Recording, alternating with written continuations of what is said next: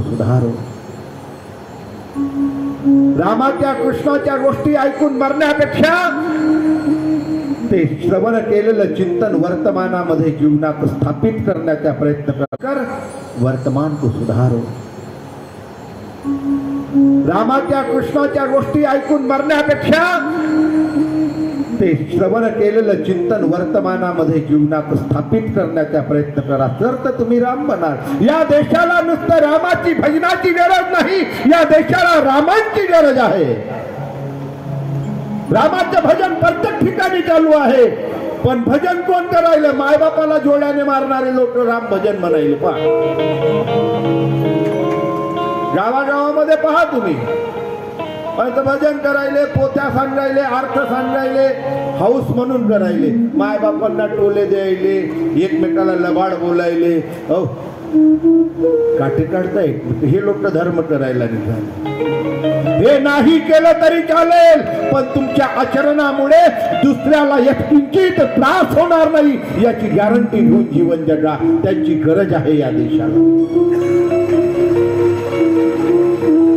सावत्राईचा शब्द पालन केला. सावत्राईच्या.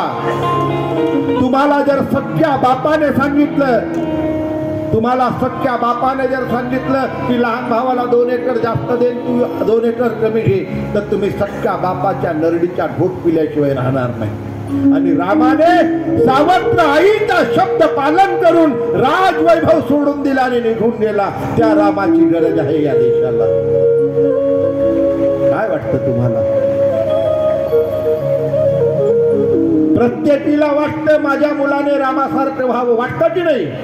पण पहिले पतीच्या मनाला हे विचारा की तुझं जीवन कौशल्यासारखं असेल तर तुझ्या घरी राम नक्कीच येईल. पण तुम्ही जगायला मंथरासारखे आणि रामाला बोलवायला निघाल्या. तुम्ही जगायले रावणासारखे आणि म्हणते आमचा पोरं लई दुष्ट निघाला. अरे तुझ्या कर्माचे फळ आहे ते. जब तू जवान था तो तुझे होश नहीं, जब तू जवान था तो तुझे होश नहीं, और जब होश में आया तो जवानी नहीं. आता तारुण्यात काही समजलं नाही. आता बडजबरी होतो. राम काय करेल राम? तारुण्यात कुठे गेला होता? माझ्या राजांनो, भगवंताला ताजे फुल अर्पण करा. ताजे फुल भगवंताला अर्पण करा, तर भगवंत तुमच्या भक्तीने प्रसन्न होईल. म्हणून 5 वर्षाच्या प्रल्हादाने 36,000 वर्ष तपस्या केलेल्या बापाला मुक्ती दिली. 5 वर्षाच्या प्रल्हादाने. तुम्हाला काय वाटतं? भागवत कथा म्हणजे उलट गोष्टी येतोय. आता आपण ऐकतो की भागवत कथा म्हणजे महाराजचा कथा सांगता सांगता रडणार, मग ते महाराज रडले म्हणून त्या वाया